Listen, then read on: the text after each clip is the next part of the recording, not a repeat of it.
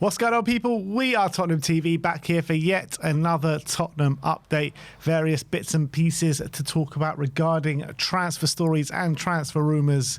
Not long to go. Under a month to go now till the January window is slammed open. Slammed open. Yeah, exactly. Pushed open. And the first player that we're going to talk about is Mr. Yves Bissouma. As two different reports, one from Tom Allnut saying that Tottenham are keen to sell Yves Bissouma after second nitrous oxide video. The club plans to take up the option, but the club do plan to take up the option to extend his contract by a further year if they cannot agree a sale in January, as the club are confident they could get him off the books ahead of the next season. A move abroad is believed to be more likely, with Nice and Marseille among the clubs monitoring his situation. Tom Barkley says that Yves Bissouma did come close to joining Fenerbahce in August until he picked up an injury which scuppered the deal. Interest from Turkey is expected to be revived when the winter transfer window opens.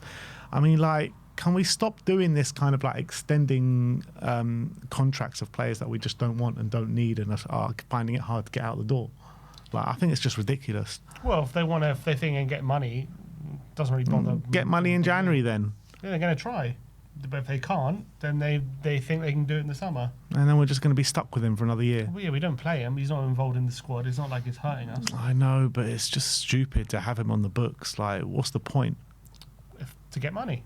That's the point. I guess, look, at the end of the day, Frank's not going to use him. He's not wasting a squad space. He's rotting in the reserves. If they feel like they can get some money out of him, then all power to them. But as long as if they don't factor him in our plans, I don't really have a problem with it, and they're not doing it. The difference in that and, like I said, the Ben Davies thing is they do seem to factor Ben Davies in the plans, and that makes it more frustrating because he's taking up a squad space. But for Bissouma, whatever. If he's right now, he's not in the Champions League squad. He's not considered an option, it seems. So if they want to extend his contract just to get some money, unless you're worried about his influence in the dressing room, then maybe. Not even that. He's just stealing a wage being in this club for no reason. Like, we're going to be paying his like quite handsome wages for another year if we can't get him off the books. For what? For no reason. To get money. Yeah, but if we can't get money, it's not a foregone conclusion that they can get money. It's not your like money. we've been trying to get money for him for years. It's not your money. It's not my money, no. But so, look, if they're going to make a calculated assessment about is it worth extending his contract to try and get a transfer. They've made plenty of calculated decisions over the. It's a new hierarchy. It's a whole new thing. ENIC 2.0. Look, it doesn't really bother me if they want to try and get some more money out of him, as long as they just don't really consider an option anymore and try their best to get him out the door. I just feel like it's a pointless decision. Like, seriously, just get him out the door. If you're going to extend his wages and you can't get him out the door, then it's another poor decision. There's no point paying this guy wages. I mean, with all this kind of stuff coming out about the balloons and list after list of being late and everything like that, previous managers complaining, current managers complaining, constant suspensions of Yves Bissouma, I think it's going to be hard to get money through the door for him. Well, I told you Marseille might be interested. You did say that. I said, they like to take these discarded players that other clubs won't touch. So I wouldn't be surprised if they come in for him. Yeah, let's hope so. Get De Zerbi on the phone, man. Get him to take Bissouma off our hands. But Nice as well. Nice are interested. Him and Ndombele at the same club. That sounds like a recipe for disaster, man. One will be doing balloons, one will be McDonald's. Exactly. They'll be doing balloons in McDonald's. Yeah, but at the end of the day, does it really matter that much if you extend it or not? I just don't think he should be getting more wages from this club of the way he's acted. I think it's just silly. Look, fine, that's fine, but at the end of the day, the whole goal is... Like, everyone's saying rip up his contract, but we're actually going to give him a new contract. Yeah, so we can get some return. Yeah, but it's not guaranteed that we're going to get a return. That's the whole point. Yeah, but that's the decision the club have made. Does it really matter? If it's not affecting our transfer policy or anything like that, I'm sure they'll make those calculations when they make the decision. But can it affect stuff if the wages are still on the books? It might affect things. Well, then they're stupid to do it. But I'm Agreed. But I'm sure they're only doing it if they're making the calculation that it won't affect it, and it's better off taking the risk to try and get the money back. They're the ones who know all the figures. We don't know the figures. They're like you're saying, you wouldn't want to do it because it's a waste of wages, but they're the ones who would determine whether it's worth it or not for them. We don't really know. So if they land on the side where it's the risk worth taking, then that's fine with me. They might be wrong though about their decision. They might so be, we'll have to wait and see. But that's their call. Yeah. Let's talk about Micky van de Ven, because Glenn Hoddle was coming out with some interesting, to say the least, statements the other day. And he's saying Van de Ven is still under long contract. They are looking to sign him down to a new contract, but I don't think he will sign one.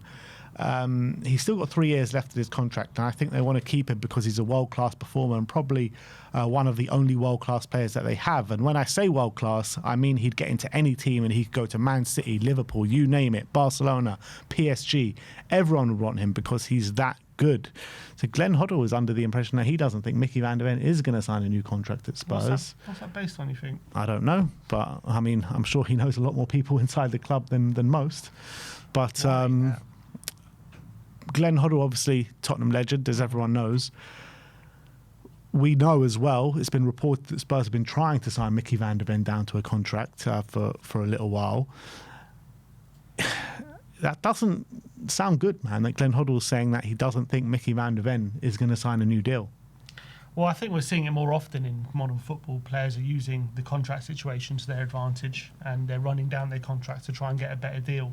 So I wouldn't be surprised if Van de Ven sees that, or his agent is advising him no need to rush into signing anything right now because no need to rush, because the longer you wait, the better it's going to be for you, probably the more money you get. So I don't envisage anywhere during this season he'll do it. If it happens, maybe in the summer.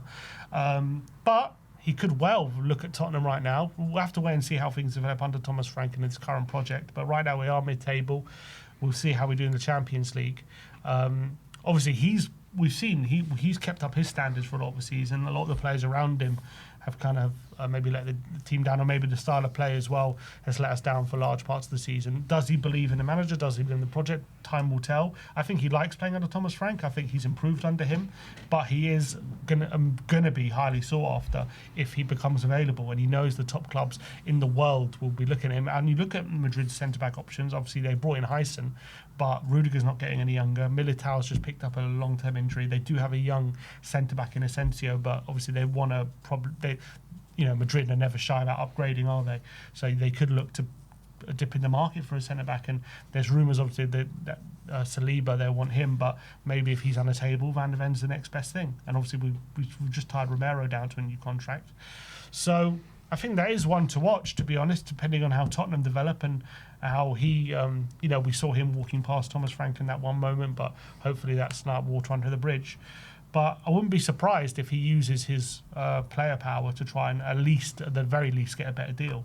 Look, I think we're trying to give him a better deal. That's the reality.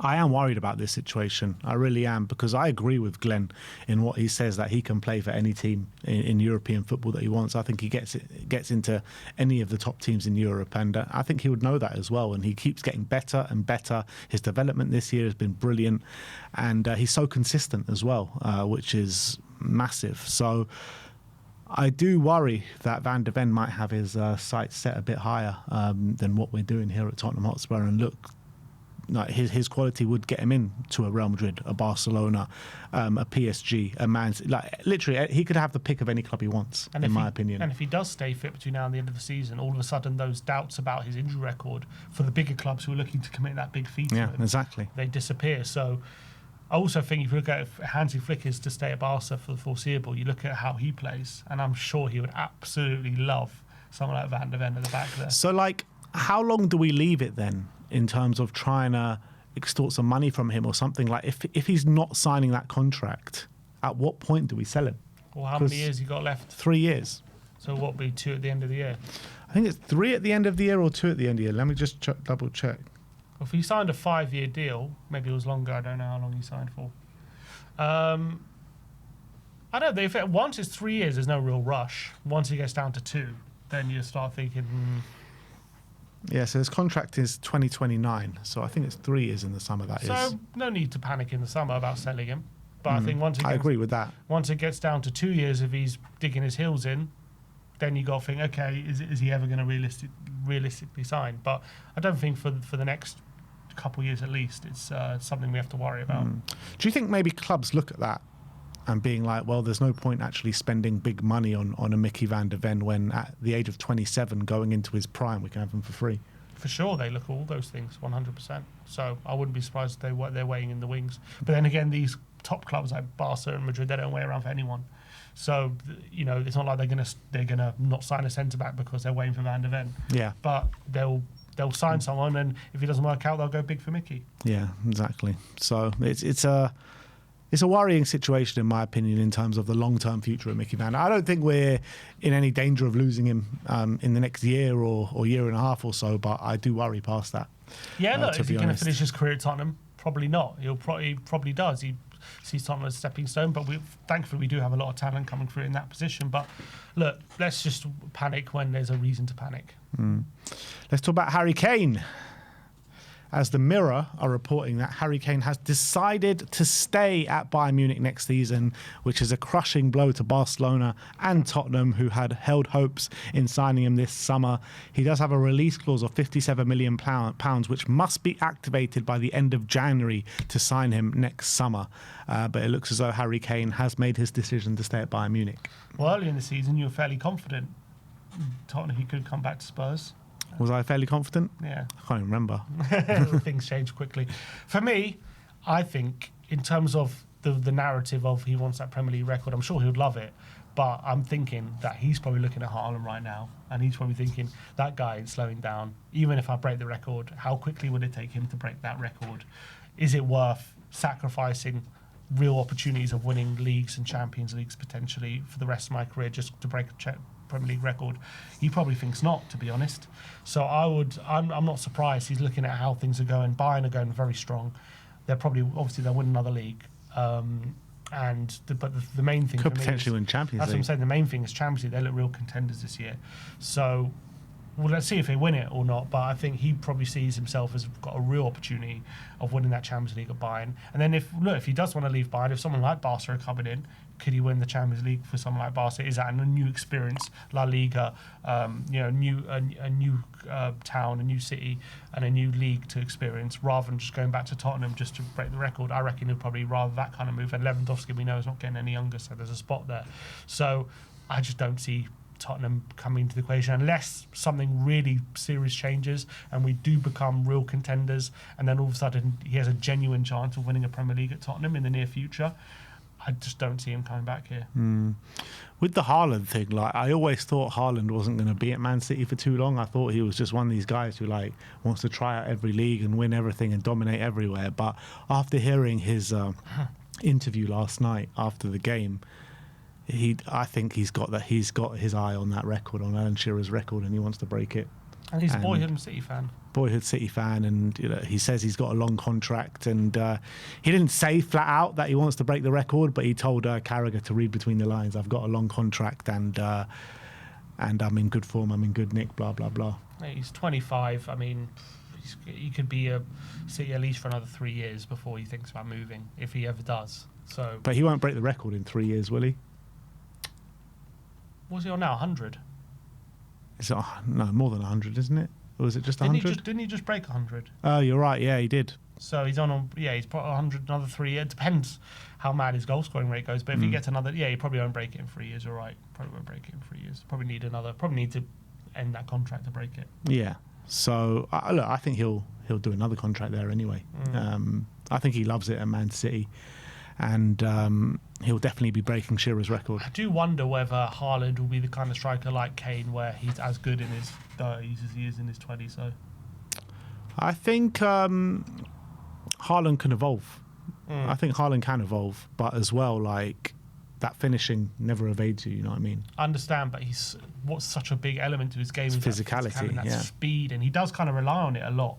And obviously he's in the peak of his powers right now. But Harry Kane was always obviously a bit faster and stronger when he was younger, but he never relied on that. That was never his the biggest assets of his game. Whereas Haaland, I feel like that is like his main asset. It's true, but you look at someone like Cristiano Ronaldo as well. Like at the beginning, like he was very much a pacey, like relied so much on pace, didn't he? And his physicality. I mean, the physicality never left him, but the pace did leave him. So it's all about how you evolve as a player as you get older, and I think Haaland can do that. Yeah, you're probably right about that, to be fair. All right, and last but not least, we are going to talk about Junai Byfield, because congratulations to him. He has signed his first professional contract for Tottenham Hotspur a few days after hitting his 17th birthday, and he's been on record to say that he wants to be. He thinks he's a future Spurs captain, so he's definitely got a confident head on his shoulders, which is great to see.